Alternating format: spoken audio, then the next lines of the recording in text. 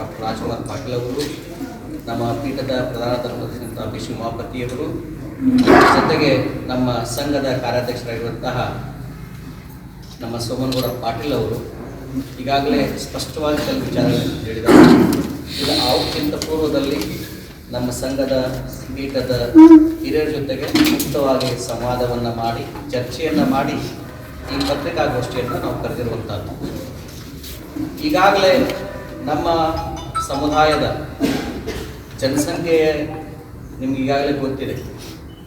80 ಲಕ್ಷಕ್ಕಿಂತ ಅಧಿಕ ಸಮುದಾಯ ಹೊಂದಿರುವಂತಹ ಪಂಚಮಸಾಲಿ ಸಮುದಾಯ, ವಿಶೇಷವಾಗಿ 15 ಲೋಕಸಭಾ ಕ್ಷೇತ್ರಗಳ ಮೇಲೆ ಪರಿಣಾಮ ಬೀರುವಂತಹ ಪಂಚಮಸಾಲಿ ಸಮುದಾಯ.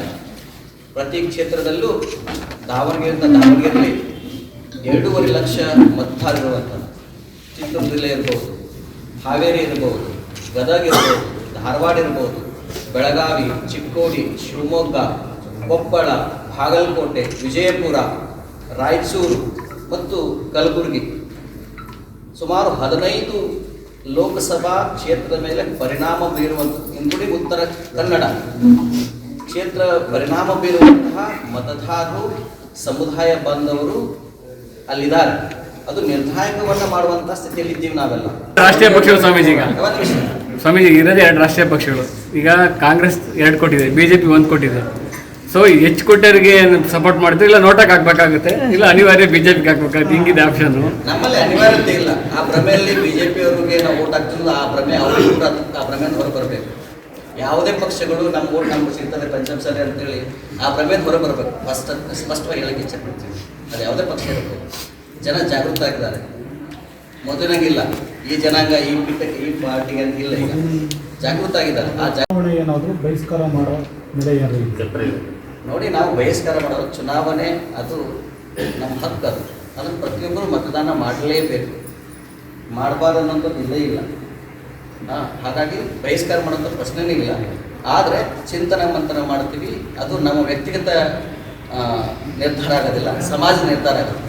ಯಾವ ಜಿಲ್ಲೆಯಲ್ಲಿ ಯಾರಿಗೆ ಮಾಡಬೇಕು, ನಾವು ಒಂದು ಪಕ್ಷದ ಸ್ವಾಮಿಗಳಲ್ಲ, ಒಂದು ಪಕ್ಷದವರಲ್ಲ, ನಾವೆಲ್ಲರಿಗೂ ಬೇಕಾದ ಆದರೆ ಚಿಂತನೆ ಮಂಥನ ಮಾಡಿ ಎಲ್ಲ ಜಿಲ್ಲೆಗಳು ಪ್ರವಾಸ ಮಾಡಿ ಒಂದು ಸ್ಪಷ್ಟವಾಗಿರುವಂಥ ಒಂದು ನಿರ್ಧಾರವನ್ನು ತೆಗೆದುಕೊಳ್ತೀವಿ.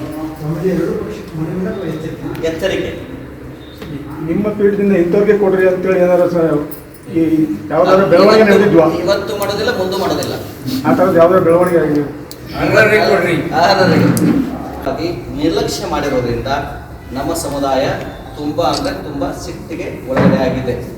ಈ ಅನ್ಯಾಯವನ್ನು ಸರಿ ಮಾಡಬೇಕು ನಿಟ್ಟಿನಲ್ಲಿ ನಮ್ಮ ಸಮುದಾಯದ ಎಲ್ಲ ಭಕ್ತರು ನಮಗೆ ಫೋನ್ ಮೂಲಕ ನಿರಂತರವಾಗಿ ಸಂಪರ್ಕ ಮಾಡ್ತಾ ಇದ್ದಾರೆ.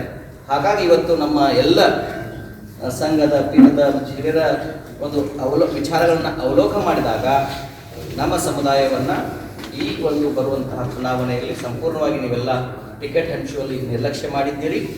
ಹಾಗಾಗಿ ನಾಳೆಯಿಂದಲೇ ನಾವು ರಾಜ್ಯದ ಎಲ್ಲ ಜಿಲ್ಲೆಗಳಲ್ಲಿ ಪ್ರವಾಸವನ್ನು ಮಾಡಿ ಅಲ್ಲಿ ಭಕ್ತರ ಜೊತೆಗೆ ಕೂಡಿ ಚಿಂತನ ಮಂಥನವನ್ನು ಮಾಡಿ ಈಗಾಗಲೇ ನೀವೇನು ಟಿಕೆಟ್ ಹಂಚಿಕೆಯನ್ನು ಮಾಡಿದ್ರಿ ಅದನ್ನು ಪರಾಮರ್ಶೆ ಮಾಡಿಕೊಂಡು ಸಮುದಾಯಕ್ಕೆ ನ್ಯಾಯ ಕೊಡುವಂಥ ಕೆಲಸವನ್ನು 2 ರಾಷ್ಟ್ರೀಯ ಪಕ್ಷಗಳು ನೀವು ಮಾಡಬೇಕು ಅನ್ನುವಂಥ ಆಗ್ರಹವನ್ನು ವ್ಯಕ್ತಪಡಿಸಲಿಕ್ಕೆ ಇಚ್ಛೆ ಪಡ್ತೇವೆ.